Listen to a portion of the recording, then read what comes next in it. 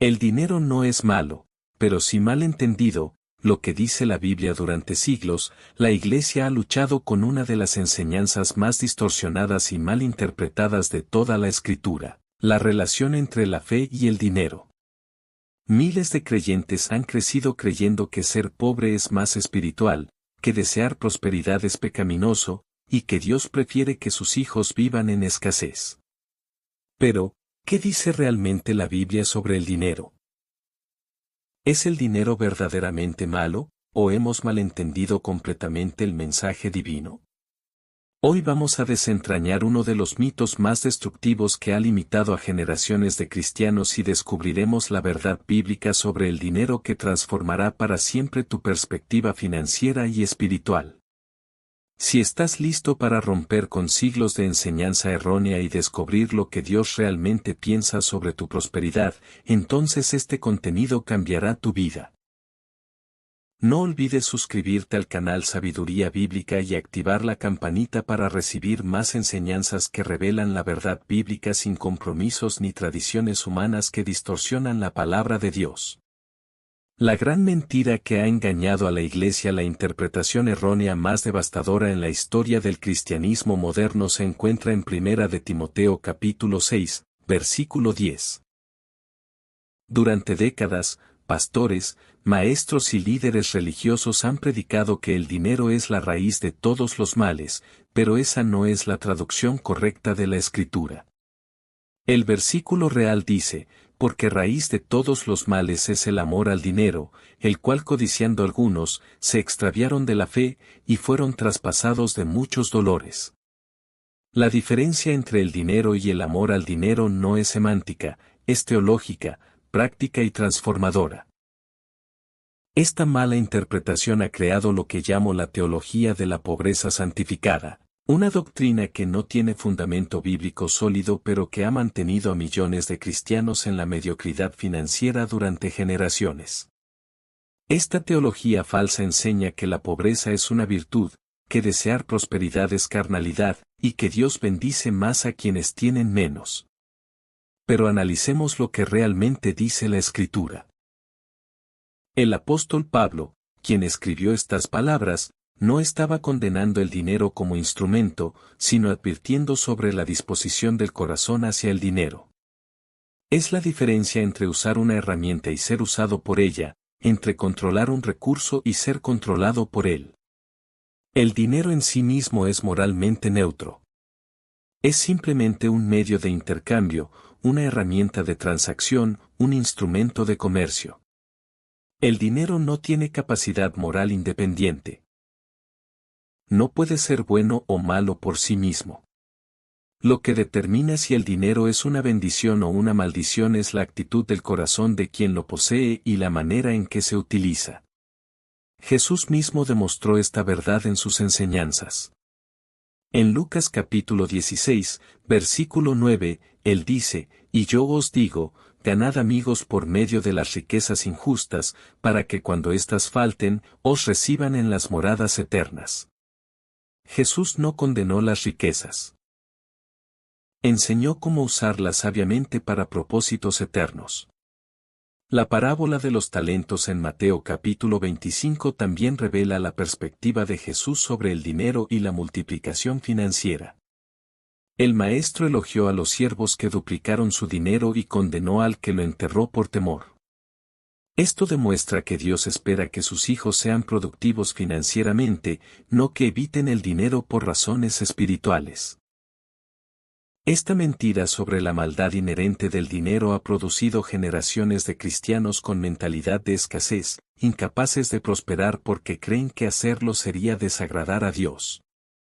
Ha creado una cultura eclesiástica donde la pobreza se celebra como humildad y la prosperidad se sospecha como mundanalidad.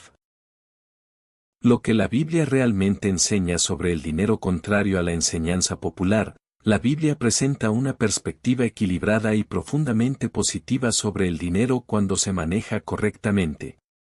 Las Escrituras no solo permiten la prosperidad financiera, la promueven, la bendicen y la establecen como parte del plan de Dios para sus hijos.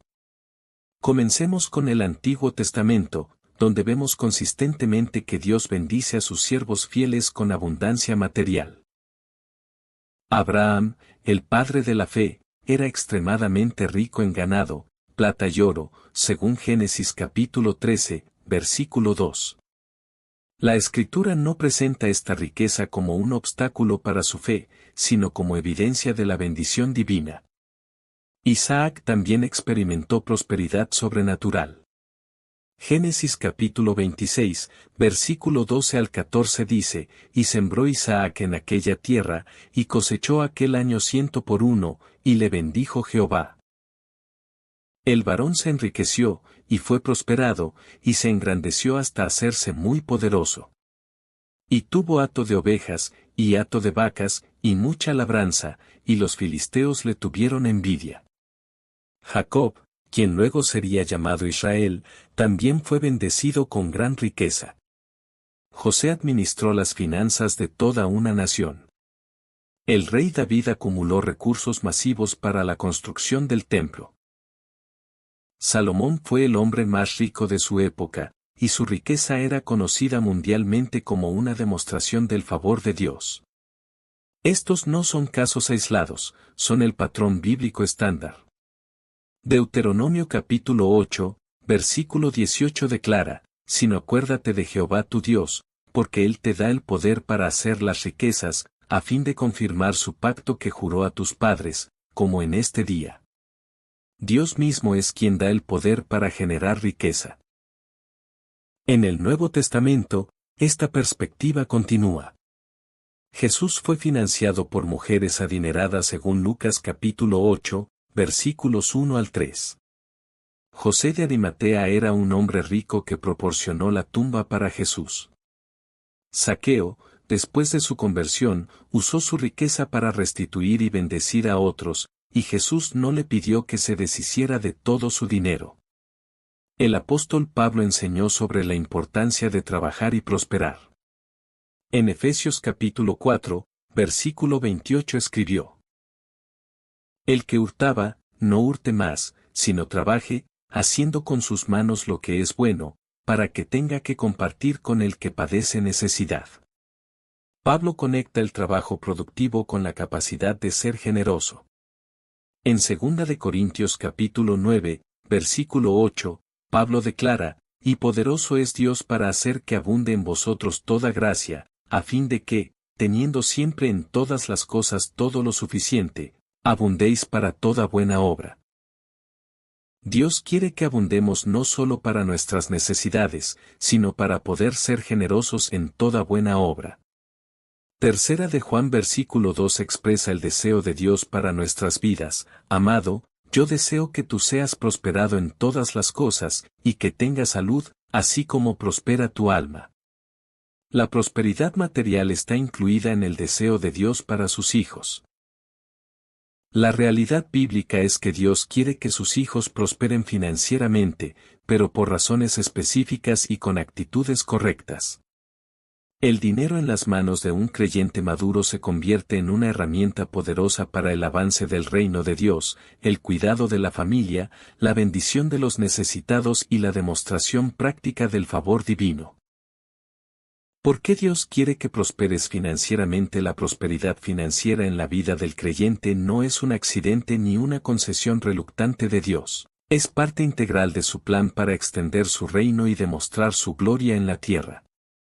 Entender el propósito divino detrás de la prosperidad transformará completamente tu perspectiva sobre el dinero y eliminará la culpa religiosa que ha limitado a tantos cristianos. Primero, Dios quiere que prosperes para que puedas ser un testimonio viviente de su bondad y fidelidad.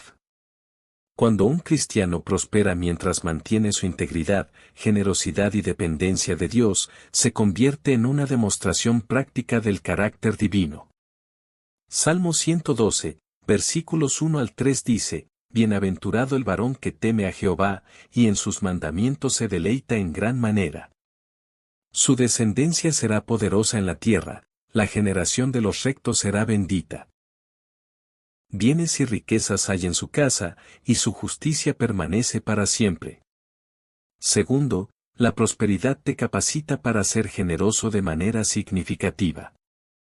Es difícil ser un dador generoso cuando apenas tienes para tus propias necesidades básicas. Segunda de Corintios capítulo 9, versículos 10 y 11 explica. Y el que da semilla al que siembra, y pan al que come, proveerá y multiplicará vuestra sementera, y aumentará los frutos de vuestra justicia, para que estéis enriquecidos en todo para toda liberalidad, la cual produce por medio de nosotros acción de gracias a Dios. Tercero, Dios quiere que prosperes para que puedas financiar la extensión de su reino. La Gran Comisión requiere recursos financieros masivos. Construir iglesias, apoyar misioneros, crear programas de alcance, producir materiales evangelísticos y mantener ministerios efectivos requiere dinero. Cuando los cristianos prosperan, el reino de Dios tiene más recursos para su expansión. Cuarto, la prosperidad te permite cuidar adecuadamente de tu familia y planificar para las generaciones futuras. Primera de Timoteo capítulo 5, versículo 8 declara. Porque si alguno no provee para los suyos, y mayormente para los de su casa, ha negado la fe, y es peor que un incrédulo. Proveer bien para tu familia no es opcional, es un mandato bíblico que requiere recursos financieros. Quinto, Dios quiere que prosperes para que puedas responder rápidamente a las oportunidades y necesidades que Él pone en tu camino. Cuando tienes recursos disponibles, puedes ayudar al necesitado, invertir en oportunidades del reino, y responder a la dirección del Espíritu Santo sin limitaciones financieras. Sexto, la prosperidad te libera de la ansiedad y preocupación financiera que pueden distraerte de tu propósito espiritual.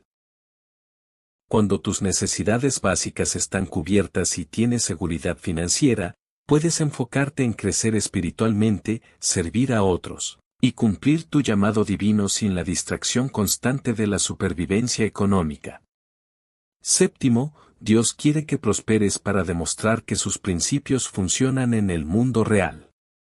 Cuando un cristiano aplica principios bíblicos y experimenta prosperidad como resultado, valida la sabiduría de la palabra de Dios ante un mundo escéptico. Tu éxito financiero basado en principios divinos se convierte en un testimonio poderoso. Es importante entender que esta prosperidad viene con responsabilidad. Lucas capítulo 12, versículo 48 dice, mas el que sin conocerla hizo cosas dignas de azotes, será azotado poco, porque a todo aquel a quien se haya dado mucho, mucho se le demandará, y al que mucho se le haya confiado, más se le pedirá. La prosperidad bíblica no es para el consumo egoísta o la acumulación sin propósito. Es para ser un administrador fiel de los recursos de Dios, un canal de bendición para otros, y un participante activo en la expansión del reino divino. Los peligros reales del dinero que debemos evitar. Aunque el dinero en sí mismo no es malo, existen peligros reales asociados con el que todo creyente debe conocer y evitar cuidadosamente. La Biblia nos advierte sobre estos peligros no para atemorizarnos sobre la prosperidad, sino para equiparnos para manejarla sabiamente. El primer peligro es el amor al dinero, que Pablo identifica como la raíz de todos los males en Primera de Timoteo capítulo 6, versículo 10. El amor al dinero se manifiesta cuando el dinero se convierte en tu seguridad primaria en lugar de Dios, cuando tu valor personal se basa en tu patrimonio neto, o cuando estás dispuesto a comprometer principios éticos para obtener más dinero. El segundo peligro es la confianza en las riquezas en lugar de confiar en Dios. Primera de Timoteo capítulo 6, versículo 17 advierte, a los ricos de este siglo manda que no sean altivos, ni pongan la esperanza en las riquezas, las cuales son inciertas, sino en el Dios vivo, que nos da todas las cosas en abundancia para que las disfrutemos. Las riquezas son inciertas, solo Dios es confiable. El tercer peligro es la codicia, que Colosenses capítulo 3, versículo 5 identifica como idolatría. La codicia es el deseo descontrolado de tener más, nunca estar satisfecho con lo que tienes, y siempre compararte con quienes tienen más que tú. Esta actitud destruye la gratitud, genera ansiedad, y aleja tu corazón de Dios. El cuarto peligro es el orgullo financiero.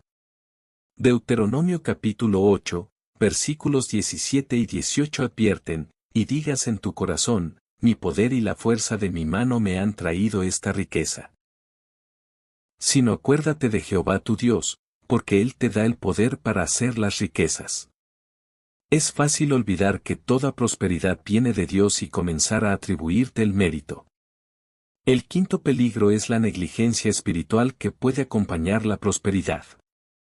Proverbios capítulo 30, versículos 8 y 9 expresan esta preocupación: no me des pobreza ni riquezas, manténme del pan necesario, no sea que me sacie, y te niegue, y diga, ¿quién es Jehová? O que siendo pobre, hurte, y blasfeme el nombre de mi Dios. La prosperidad puede llevarte a olvidar tu dependencia de Dios. El sexto peligro es la ansiedad por mantener y aumentar la riqueza. Jesús advirtió en Mateo capítulo 13, versículo 22 sobre el engaño de las riquezas que ahoga la palabra espiritual. Cuando tu energía mental y emocional se consume en preocupaciones financieras, tu crecimiento espiritual se ve obstaculizado. El séptimo peligro es la injusticia en la obtención o uso del dinero. Proverbios capítulo 13, versículo 11 dice, las riquezas de vanidad disminuirán, pero el que recoge con mano laboriosa las aumenta. Cualquier riqueza obtenida a través de medios deshonestos, explotación de otros, o violación de principios éticos está destinada a disminuir. Para evitar estos peligros, la Biblia proporciona salvaguardas prácticas. Mantén siempre a Dios como tu primera prioridad a través del diezmo y la oración. Desarrolla un corazón agradecido que reconozca que toda bendición viene de Dios. Practica la generosidad regular para mantener tu corazón desprendido de la acumulación egoísta. Rodéate de personas que te mantengan accountable espiritualmente y que no estén impresionadas por tu prosperidad material. Invierte tiempo regular en el estudio de la palabra y la oración para mantener tu perspectiva espiritual. Recuerda constantemente que eres un administrador, no un propietario, de los recursos que Dios te ha confiado. Principios bíblicos para manejar el dinero correctamente. Una vez que entendemos que el dinero no es malo pero puede ser mal usado, necesitamos principios bíblicos claros para manejarlo de manera que honre a Dios y produzca bendición tanto en nuestras vidas como en las vidas de otros. Estos principios han sido probados a través de los siglos y siguen siendo tan relevantes hoy como cuando fueron escritos. El primer principio fundamental es el reconocimiento de la propiedad divina. Salmo 24, versículo 1 declara, de Jehová es la tierra y su plenitud, el mundo, y los que en él habitan. Todo le pertenece a Dios, nosotros somos simplemente administradores temporales de sus recursos. Esta perspectiva cambia completamente cómo manejamos el dinero, porque reconocemos que tendremos que dar cuenta de nuestra administración. El segundo principio es honrar a Dios con las primicias de nuestros ingresos. Proverbios capítulo 3, versículos 9 y 10 enseñan, honra a Jehová con tus bienes, y con las primicias de todos tus frutos, y serán llenos tus graneros, y tus lagares rebosarán de mosto. El diezmo no es simplemente dar dinero. Es reconocer la soberanía de Dios sobre nuestras finanzas y activar su bendición sobrenatural. El tercer principio es vivir con contentamiento y gratitud. Filipenses capítulo 4, versículo 11 dice, no lo digo porque tenga escasez, pues he aprendido a contentarme, cualquiera que sea mi situación. El contentamiento no significa falta de ambición, significa estar agradecido por lo que tienes mientras trabajas responsablemente hacia metas mayores. El cuarto principio es la planificación financiera sabia. Proverbios capítulo 21, versículo 5 declara, los pensamientos del solícito ciertamente tienden a la abundancia, mas todo el que se apresura alocadamente, de cierto va a la pobreza. Dios honra la planificación cuidadosa, el presupuesto responsable y la toma de decisiones financieras meditadas. El quinto principio es evitar el endeudamiento excesivo. Proverbios capítulo 22, versículo 7 advierte: el rico se enseñorea de los pobres, y el que toma prestado es siervo del que presta. Aunque no toda deuda es pecaminosa, el endeudamiento excesivo limita tu libertad financiera y tu capacidad de responder a la dirección de Dios. El sexto principio es la generosidad sistemática. Segunda de Corintios capítulo 9, versículo 7 enseña: cada uno de como propuso en su corazón, no con tristeza, ni por necesidad, porque Dios ama al dador alegre. La generosidad no debe ser impulsiva o emotiva, sino planificada y consistente. El séptimo principio es trabajar con excelencia e integridad. Colosenses capítulo 3, versículo 23 dice: y todo lo que hagáis, hacedlo de corazón, como para el Señor y no para los hombres. Tu trabajo es tu adoración práctica, y la excelencia en el trabajo es una expresión de tu fe. El octavo principio es ahorrar e invertir para el futuro. Proverbios capítulo 6, versículos 6 al 8 usan la hormiga como ejemplo: ve a la hormiga, oh perezoso, mira sus caminos, y sé sabio, la cual no teniendo capitán, ni gobernador, ni señor, prepara en el verano su comida, y recoge en el tiempo de la siega su mantenimiento. La provisión para el futuro es sabiduría bíblica. El noveno principio es buscar consejo sabio en decisiones financieras importantes. Proverbios capítulo 15, versículo 22 dice: los pensamientos son frustrados donde no hay consejo, mas en la multitud de consejeros se afirman. No tomes decisiones financieras importantes en aislamiento, busca el consejo de personas sabias y experimentadas. El décimo principio es mantener registros financieros claros y exactos. Lucas capítulo 16, versículo 10 enseña: el que es fiel en lo muy poco, también en lo más es fiel, y el que en lo muy poco es injusto, también en lo más es injusto. La fidelidad en los detalles financieros pequeños te prepara para manejar responsabilidades financieras mayores. Transformando tu mentalidad financiera. La transformación de tu situación financiera comienza con la transformación de tu mentalidad financiera. Durante años, muchos cristianos han operado con creencias limitantes sobre el dinero que han saboteado su capacidad de prosperar según el plan de Dios. Es tiempo de renovar tu mente con la verdad bíblica sobre la prosperidad. Primero, reemplaza la mentalidad de escasez con una mentalidad de abundancia bíblica. La mentalidad de escasez dice que no hay suficiente para todos, que si alguien más prospera, hay menos para ti, y que debes proteger celosamente lo poco que tienes. La mentalidad de abundancia bíblica reconoce que Dios tiene recursos ilimitados y que su deseo es bendecir abundantemente a sus hijos. Segundo, cambia de una mentalidad de supervivencia a una mentalidad de mayordomía. La mentalidad de supervivencia se enfoca únicamente en cubrir las necesidades básicas y evitar la carencia. La mentalidad de mayordomía entiende que Dios te ha confiado recursos para administrar sabiamente, multiplicar fielmente y usar generosamente para sus propósitos.